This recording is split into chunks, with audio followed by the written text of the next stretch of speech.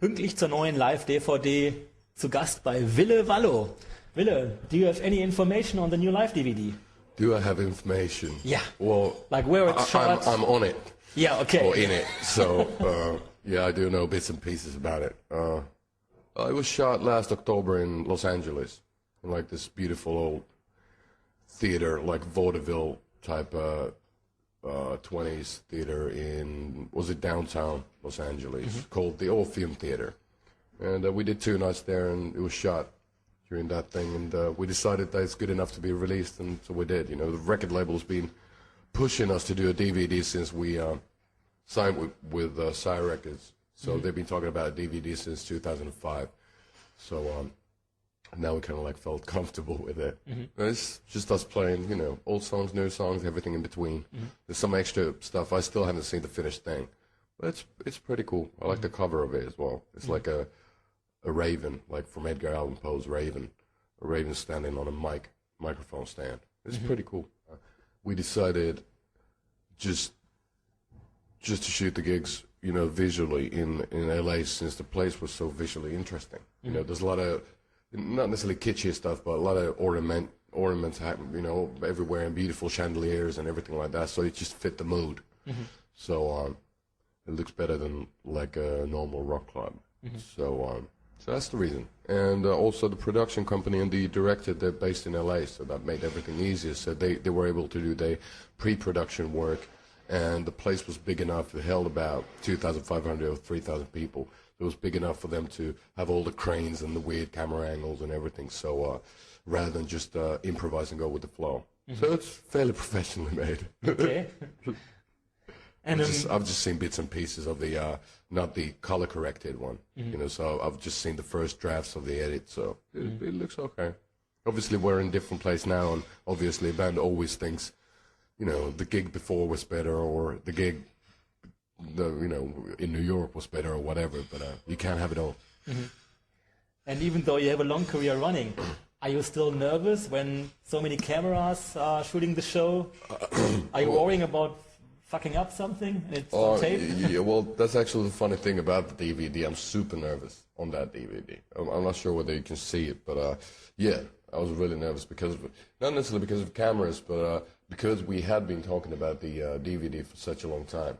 We've been planning for it for months, and we knew that now it's going to happen, and we tried to perfect the set and make it, you know, make everything as good as possible, and wear the good clothes and all that. And when the only good clothes. Exactly. And when thinking about things like that too much, you just easily, you know, it becomes a bit frustrating. So yeah, I was stressed out. You know, the gig went well, but it could have been more loose. But could have, should have, would have. You know, that's the classic thing, you know. Okay, so you're not too vain, obviously, huh? Oi? You're not too vain. Vain? Well, you know, vanity or whatevs, man. You know, no, it's fine. You know, I'm happy with that. You know, it's just it's a classic tale. You know, we played San Francisco the night before, and that was so good. You know, the LA shows were good, but you know, I don't know. You know, it remains to be seen. It's also a different thing when you see it back home on your TV. You know, you get totally a different vibe.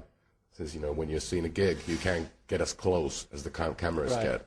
So there's a lot of good stuff. It was very well directed. Same guy who did Rip Out the Wings of a Butterfly and then The Kiss of Dawn for us. And he's a cool guy. So it looks a bit different, and hopefully it's not going to be as boring as a lot of live DVDs, because most of them are really boring. So hopefully you're able to watch it without at least falling once. asleep. Yeah, without falling asleep, or at least, you know, once the whole entire thing. You know. Okay. Venus Doom, it's quite different than the ones before. It's way heavier and it's really doomy, as the title says. Did you have new influence, or did you rediscover your influence? I just made a bet with Lee Dorian. And okay, Cathedral. Yeah, we were touring with Cathedral. Well, I grew up listening to a lot of old school Anathema, My Dying Bride, Paradise Lost, with whom we're touring with now. So did you pick him for this tour? Yes. And we toured the UK with Cathedral and Anathema, actually, and the old-time faves, obviously Black Sabbath, some Candlemass, maybe bits and pieces. I don't know Pentagram or Saint Vitus that well, but Trouble. from Newbound's Electric Wizard. I love Witch Cult today. That's the best rock album that. Yeah, it's amazing. It's amazing. It's so good. I was thinking of quitting when I heard it. So obviously, you know, that's N-Type or Negative. So obviously that was something we haven't done so much in the past. So it was just, we felt that it was something really new, at least for us. You know, we started jamming on some really doomy slow riffs, and we were just laughing our asses off because we had such a good time while doing it. You know, sounds ridiculous, but that's how it's supposed to be. You know, when you're in the rehearsal place with your mates playing music, you know, it's supposed to intoxicate you. It's supposed to be high after a good rehearsal.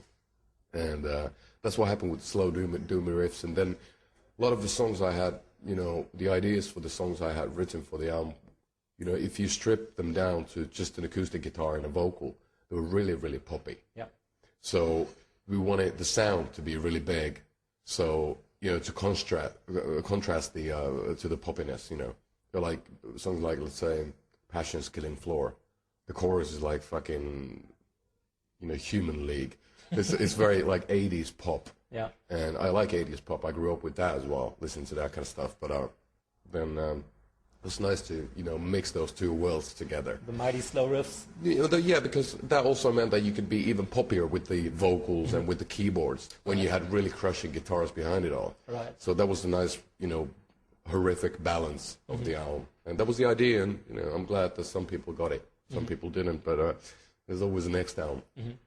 Was it any fight with the label when they heard the first demos? They loved it. The label loved it. So it was actually, it's been super simple for us, you know, always with the labels. I don't know why, but, you know, we've been really lucky, so we've never had big fights. And why did you pick Tim Palmer as a producer? Because he got a big range of sound? Because he made like Ozzy? He was cheap, that's it? I thought because he made Ozzy on the one hand side and The Mission and some pop stuff. Well, you got to remember that... so Tim Palmer is cheap, remember that. Well, not that cheap. He's cheap when it comes to buying a beer. But oh, in that way cheap. No, I got it. But no, he's not. He's not cheap in any way. But he's not super expensive either. So no, but we met Tim Palmer for the first time when we were working on Love Metal. So he mixed Love Metal, and that was the first time we met him back at the Scream Studios in Studio City in Los Angeles.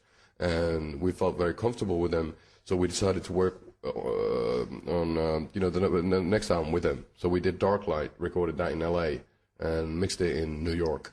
And it worked really well. And then we wanted to try something different with Venus Doom, which was to bring along a co-producer who was Healy, the Finnish guy who produced The Greatest Love Songs Volume 666 and who produced Love Metal.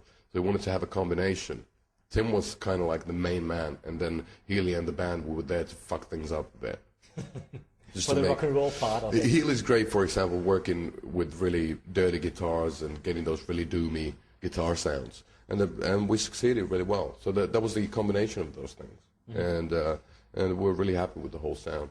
You know, and as what you said was that, you know, Tim Palmer has done a lot of different stuff. He's done poppy stuff and really rough. He's done Sepultura and Ozzy and, you know, a lot of good rock albums, as well as then working with David Bowie and you know, doing really poppy things. Okay. So now we got the him part. Let's talk about the person Ville Valo. What do you want to know? At first, we did many collaborations with Apocalyptica. And, We've done a bit, yeah. And hundreds of other bands almost. Hundreds. So, no, but at least like 20 or 30, right? Nah, there's not. People think that there's a lot, but there's not too many. Maybe 10. So what's your favorite one?